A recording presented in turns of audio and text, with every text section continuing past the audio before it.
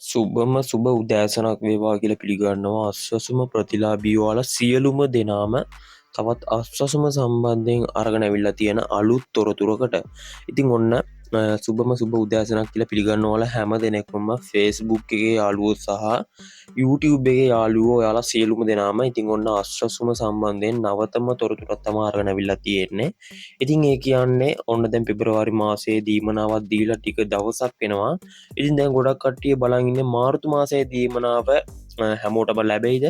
ඉතින් ඒ වගේ මම කලින් වීඩියෝ එකක් කරා මාර්තු මාසයේ දීමනාව 85000ක වගේ කපනවා කියලා මෙන්න මෙතන දිලිඳු සහ අන්ත දිලිඳු කාණ්ඩේ තෝරාගත්තු පිරිසකට. ඉතින් ඒකේ හැම විස්තරයක්ම මම කිව්වා. ඉතින් මම මේ වීඩියෝ එකෙත් ඒ විස්තරේ පොඩ්ඩක් ඔයාලව දැනුවත් කරන්නම්.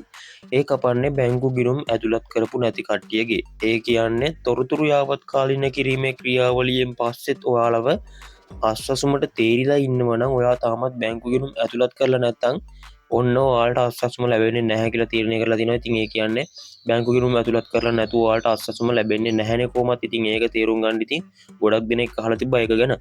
ඉතින් ඔන්න මෙන්න මේ වගේ අස්වසුම නවතම තොරතුරු එසැනින් දැන ගැනීමට අපේ Facebook පිටුව සහ YouTube නාලිකාව ඔයාලට පුළුවන් ෆලෝ කරලා subscribe කරලා එකතු වෙන්න.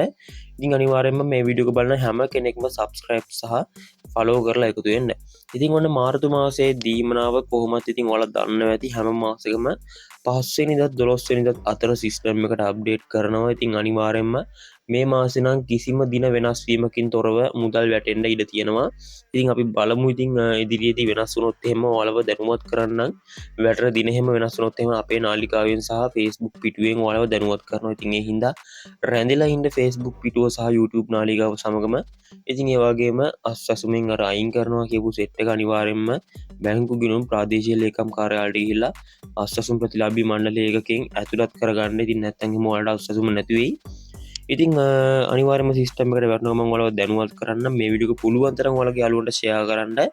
ඉතින් අනිවාර්යයෙන්ම බැංකු ගිණුම් වලට වැටෙන දිනේ පිළිබඳවත් ඔයාලව වීඩියෝ එකකින් දැනුවත් කරන්න. ඉතින් එහෙනම් තවත් වීඩියෝ එකකින් හම්බ වෙනතුරු ඔයගොල්ලන්ට සුබ දවසක්.